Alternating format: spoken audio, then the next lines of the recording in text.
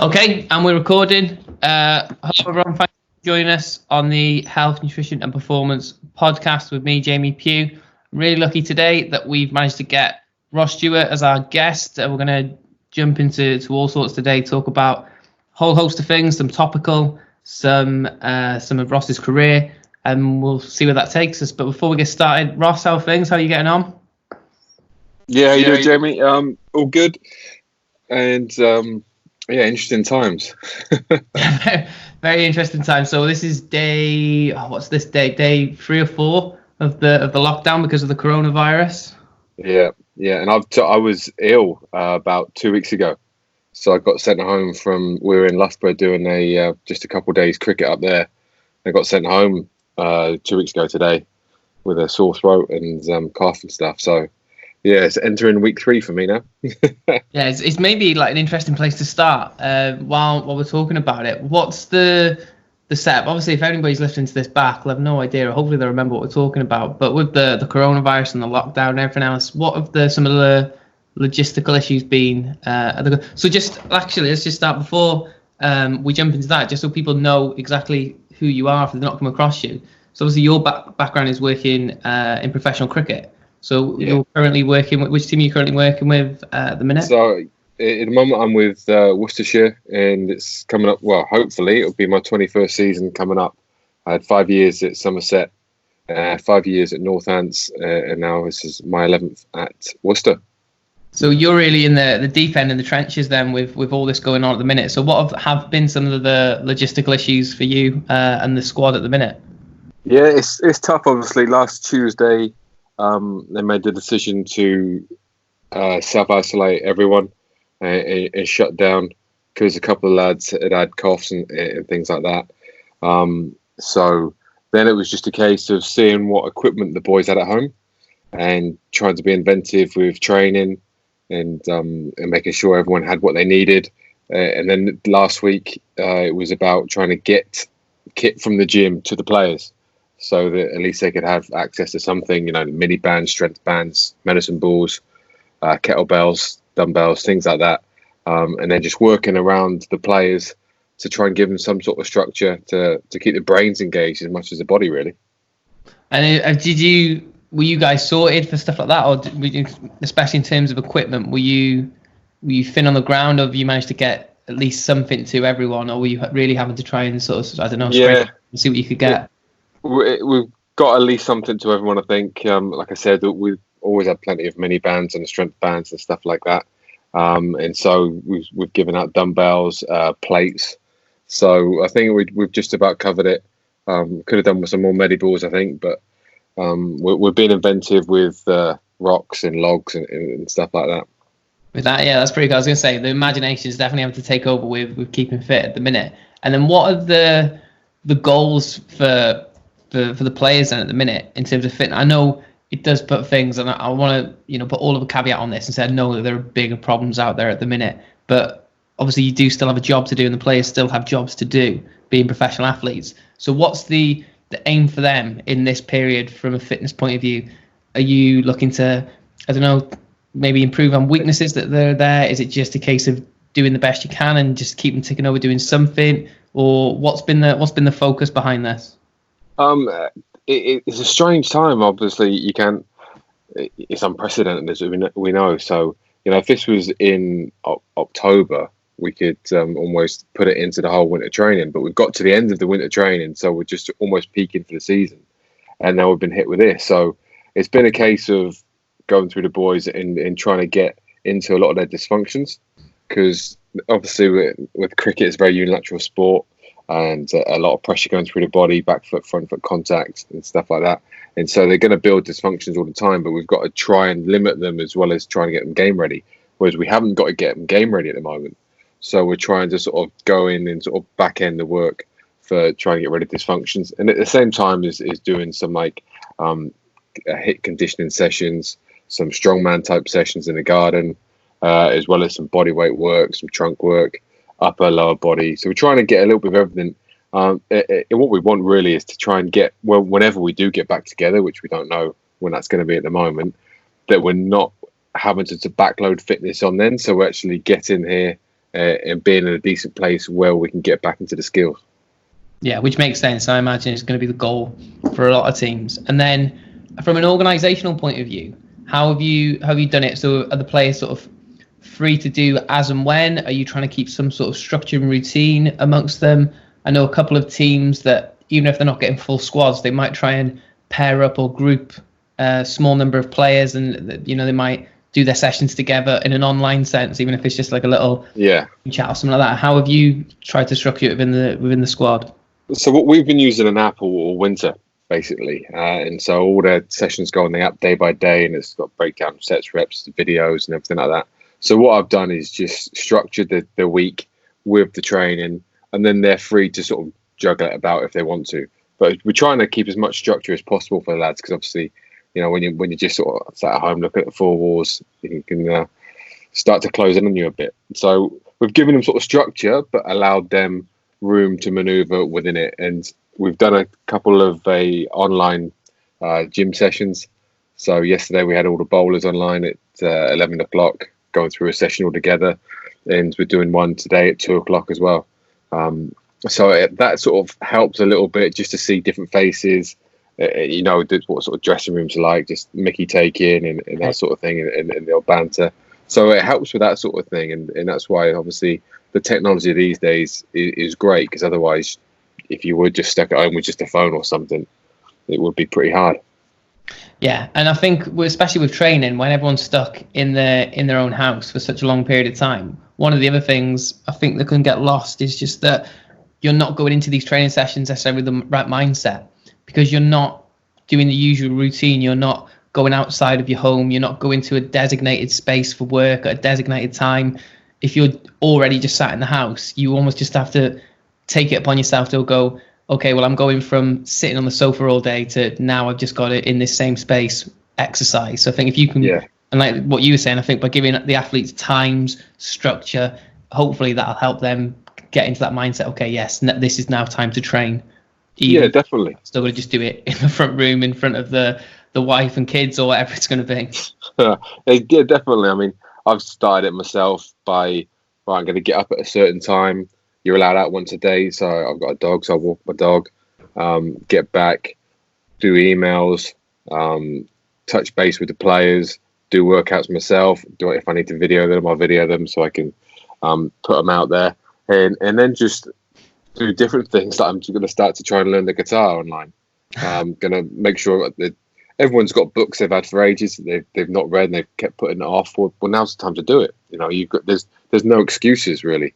And for me, keeping my mind sort of sharp and keep it learning, even though I've turned 40 now, I think it's really important. And putting yourself outside of your comfort zone, like something like if you're going to learn a language or, like I said, trying to learn the guitar. You know, these things aren't easy to do. And if it keeps your brain switched on, I think all the better. Yeah, definitely. Well, you saying that, I'm actually trying to learn the piano while we're on this lockdown. So maybe me and you could find the world's worst band come the end of this. Definitely right. So get Phil on lead vocals. Oh yeah, can you imagine? But no, you're definitely right, and it's good that you've obviously had to go into overdrive at the club and put all these structures in place. And like you said, it's something that we'll get into in a minute. No matter how much experience you've had, it probably never prepares you to have to do something quite like this, quite so quickly and quite so reactive as well. Yeah, it's crazy times. But let's go back then. Let's just jump back. As you said, so this is coming up to your 20th, 21st year in professional cricket. So where did that all start for you then? What did that starting point look like, and how did you get onto this path, I suppose, that you've been on since? Well, at school, the only thing I was ever interested in was sport. You know, it was sport all the time for me. I never really had much time for anything else. And then I actually went in the Navy. And after a month, I thought, this isn't for me. So I came out of there. I had a week where I could get out and voluntary withdrawal. So I did that. And then I didn't really know what to do. I didn't want to go to uni. But I did a private course with a company called Premier Training. And it was fitness training, personal training, sports therapy, massage, nutrition, everything. 9 to 5 for like 4 months, I think it was. And finished that. And I always loved cricket. I love football, cricket, rugby, but cricket was always a stand-up sport for me. And I thought I've learned some decent skills here. So I wrote off to each county cricket club in the south, because I'm from Dorset, so I didn't really want to go too far up north, and ended up hearing back from Somerset, and there was a job to do sort of sports therapy and fitness with the second team there, and it was for very sort of minimal money, self-employed basis, but I couldn't turn it down, because obviously it's a chance in it, you know. So I went there in April 2000 and just dived into it, really. When you look back, you think, Jesus, you know, how could I be working with a professional team like that at 20 years old with a 4-month course behind me? And it's sort of sink or swim. And I just put a lot of energy and time into learning and getting better at what I was doing. Back then, it was more the therapy side of it, because the fitness was very basic. The players then were still doing the same sort of gym plans as your normal person going into your David Lloyd was doing. And obviously we know now that that's not probably the best way to go. So it was quite interesting times, because through that period from 2000 to now, cricket has evolved massively. And Phil was actually part of it through Stefan. Obviously I worked with Steph Jones on a thing called Cricket Strength. Steph was a fast bowler at Somerset, at Northamptonshire, Derby, and he worked with Phil on his conditioning back in about 2002, 2003. And the thing with Steph was he took sort of the fitness and decided that if he could be the fittest he could be, that would transfer into his game. And so he took it by the sort of scruff of the neck, really worked with Phil, who was obviously working in rugby at the time. And you know, Steph was the strongest, and it made his bowling a lot quicker. And that was around the time, you know, if you've got half a brain and eyes and you see things happening, you sort of ask questions about it. And I was always really, really curious, saying, okay, Steph took himself from probably a low 80-mile-an-hour bowler to touching 90-mile-an-hour. And, you know, success leaves clues, and you've got to almost scratch the surface and find out what was going on. You know, Steph took me a couple of times down and would do the same workouts he'd just done with Phil down at the local park. Yeah. And it was like, Jesus, this is different. This isn't your normal 3 lots of 10, or just go for a bit of a run, a bit of a row, and all that sort of stuff. So that sort of stuff really opened my eyes, and it pushed me down different avenues to try and actually think, right, we need to get out of this normal gym training type thing and get into what's going to actually work for cricketers. Yeah. Yeah. So No, it was massive. So indirectly, Phil was quite heavily involved in it. And like you said, it's been such a changing landscape ever since. And I want to just go back a little bit, if you don't mind. I've just been writing a few things there, and there's a few things that jumped out straight away. And the first one, and you just brushed past it like it was nothing. But the first one, so you said when you sort of were at that age, you just done the course, you literally just sat down and wrote to all the clubs down south, and just. So what were you putting in that? Were you just putting who you were and looking for opportunities, or? Basically, yeah. And you know, the things that I thought I could bring in to help with cricket, with the teams and stuff like that. And funny enough, Somerset, obviously I'm Dorset boy, so I had Hampshire one side, Somerset the other. And Somerset was the one that interested me a lot, because they're the head coach there, Dermot Reeve at the time. And he was a very much outside of the box thinker. You know, he had some maverick ideas. I remember he threw his bat away once when he was batting, because the spinner was basically thrown outside leg stump. So he knew he couldn't be out if he just kept padding it away with his pad, and he threw his bat away. And I was like, I've always sort of been drawn to people who think slightly differently. And so I thought, okay, well, you know, ideally get something from Somerset, and I did. And Daz Vanessa, who was the physio S&C down there at the time, called me up, and I remember thinking, you know, what's it going to be like? But then, you know, as soon as you're sort of within a professional sports organisation, if you love sport, you just want to get in there and get going. Yeah. And that's what I did. I remember with one lad who was had a stress fracture rehab, and you know, I went out and bought 2 books on the back, and tried to learn as much as I could to then pass on. And so it was an interesting time, because you had to do that, because there wasn't the internet was only just being born, so you didn't have online really facilities to do anything like that. So you'd have to go out and learn for yourself, because all the courses around as well at the time, they were just your bog standard course. There wasn't anything sport specific. So it And like was you said, and interesting. even if they are a little bit specific in terms of a certain sport or something like that, you often then just have these one-off or rare incidences occur in sport. Like you said, specific injuries, specific issues that there's never going to be a course or a book. You do just have to dive in and find as many sources of information as you can about them. Yeah, definitely. And a lot of the time back then, it was a case of suck it and see, almost like, okay, let's try this. Does it work? Uh, and you're looking down the line. If it worked, you keep it, and if it didn't, you bin it. But sometimes you've got to try these things to actually help players not just get through it, but actually improve all the time as well. And again, that was almost the first edict of an S&C is to make sure you get the players fit and on the park, and then on top of that, let's try and see if we can help them get themselves better. So there's always the two big things that have been with me. And that then leads me on to the other part. And so you're then seeing with Stefan these huge increases in his, not just his fitness, because he said most sportsmen aren't athletes in the sense that it doesn't necessarily matter what they lift in the gym or if they get faster, wherever they're lifting there. All that matters when it boils down to it is how do they perform on the field. And so 100%. when you see that with Stefan, that obviously opens your eyes and thinks, wow, what is he doing different here? Yeah, definitely. And I remember, I think my first or second winter there. So back then as well, it wasn't a case of like as now you're training sort of 11 out of 12 months of a year. In the winter, a lot of the lads would go away and get jobs, the sort of trainee barristers or estate agents, stuff like that. Whereas Steph was probably one of the first ones to say, no, I'm going to train this winter. And he'd spend thousands on kit in his garage. He had the garage kitted out better than most gyms. And his whole thing was, right, if I spend £1,000 on myself now in my kit, that helps improve me, and then I get 50 wickets next year, I'll see that tenfold on my contract after it. So he was always at that, right, this is going to help me. It doesn't matter what it costs, I'm going to do it because I see it at the back end. And I just, his mindset of training, the books he'd get, ridiculous. He'd be reading books all the time, reading articles all the time, and he's still the same now. And like I said, I remember then he came back from a couple of sessions with Phil, and they were putrid with the Viper belts and chucking mediballs around and everything like that.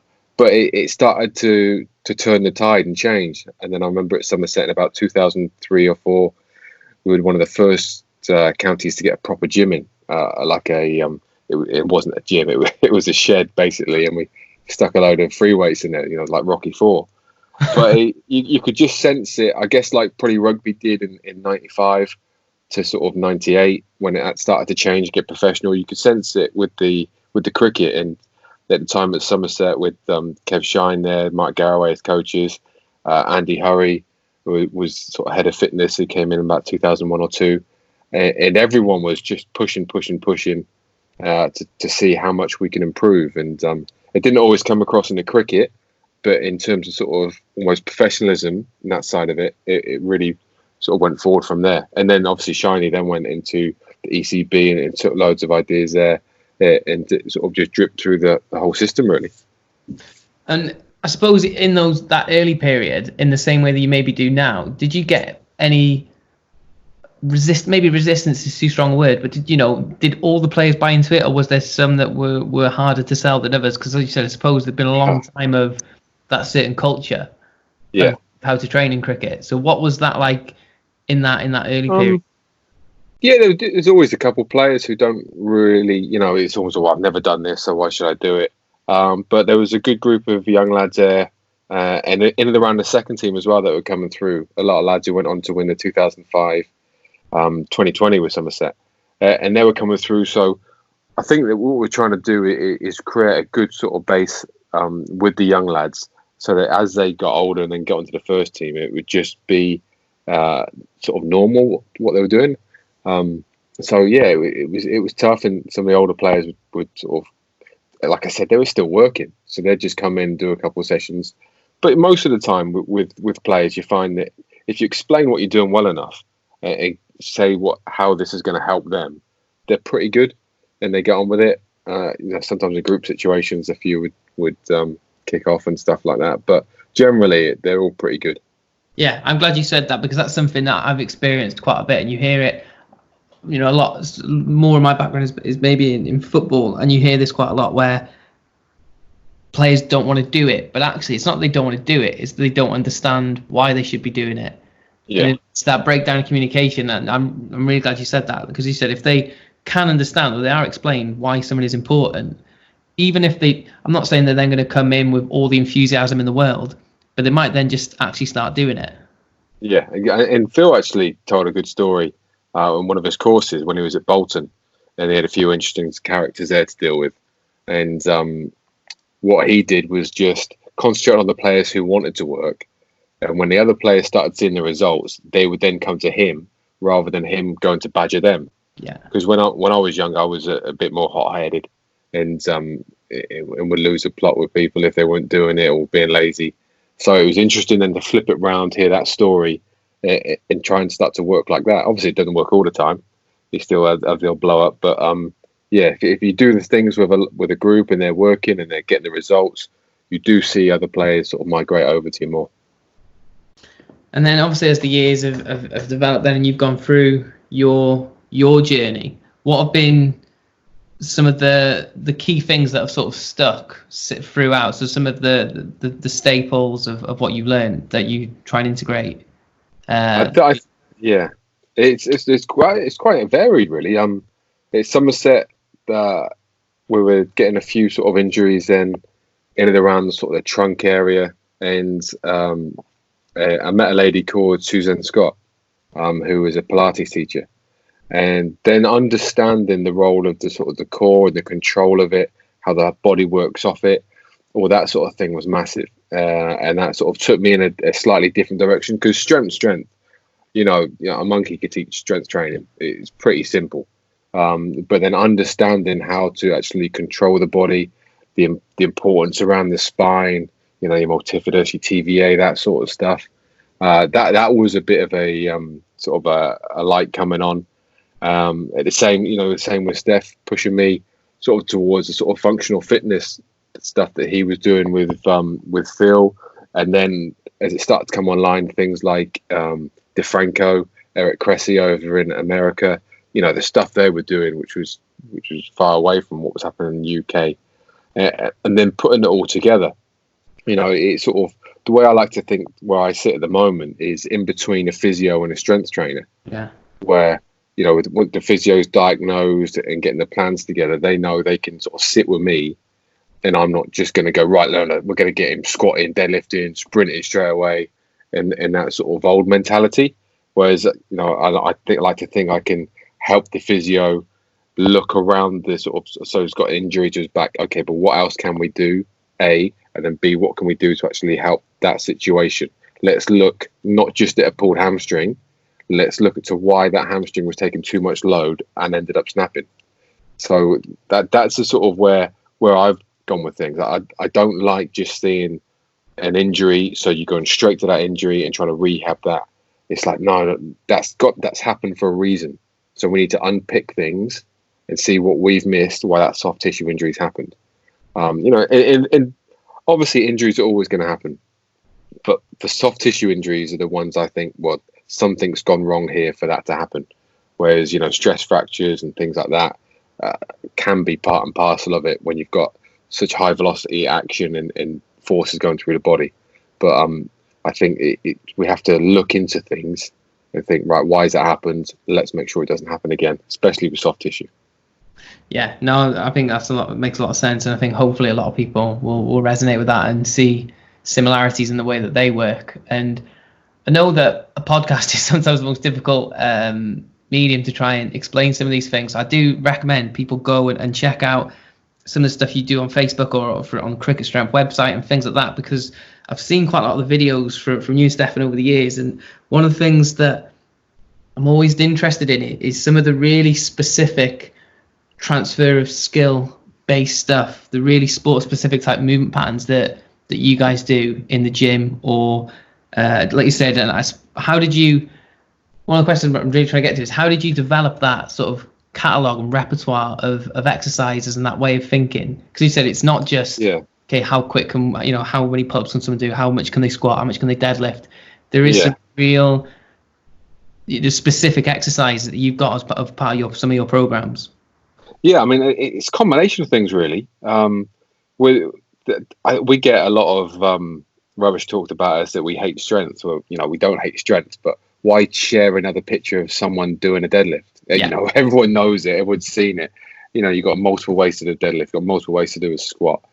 But once you've got to a stage where you can get past that, then we need to think of performance, because that's what it's all about. I think as a profession, S&Cs get a little bit too happy with themselves about the numbers on the gym board, whereas no one cares about them. The coach isn't going to keep someone on for another year because they can squat 200 Ks, but they've not got a wicket for 2 years. What I mean? That's where we need to think. So it's a combination. Like I said, I look in America a lot. Eric Cressy in baseball is he's one of the best in the world, I think. To get into things like the thoracic, scapular, shoulder, how it all moves together. When you look at Mike Boyle's joint by joint approach, that flicked a light switch on for me. When you looked at Gray Cook and all the work he does with FMS, again, a system that gets a lot of crap, but it's just to give you a base level of understanding how someone moves. People say it's all, it doesn't predict injury. Of course it doesn't. It's not meant to. But I don't think as S&Cs we understand movement well enough. We're always looking for a strength solution when a lot of times we need to come back, see, right, is it some neuromuscular, something not quite working? And Steph does so much research, and he's brought in a lot of the isometric drills, overcoming isometric, things like that, and getting specific with the Mediballs. So it's about looking as far and wide as possible and thinking, what's going to help, and taking it back. So some of the stuff with baseball is going to help with cricket, obviously. And then you've got some of the power work, and you put it together. And just like I said before, it's about, okay, if that works, brilliant, we're going to keep that in. If it doesn't work, get rid of it. You don't get married to concepts. I think you try and sort of marry yourself with results. Because if you as an S&C practitioner, you love doing squats, then you can see it time and time again. So you'll put squats into everyone's training. And sometimes for a fast bowler who's had previous back pathology, that's not going to help, because if they're going into big rib flare, big extension in the lumbar, which is the thing that the stress fractures happen, then you're not going to help them. So it's about sort of working out what works for that particular player, what's going to get them the best, so that they can then perform in the arena, which is, at the end of the day, that is what it's all about. It's not about us. It's about helping them to stay healthy and perform to their best.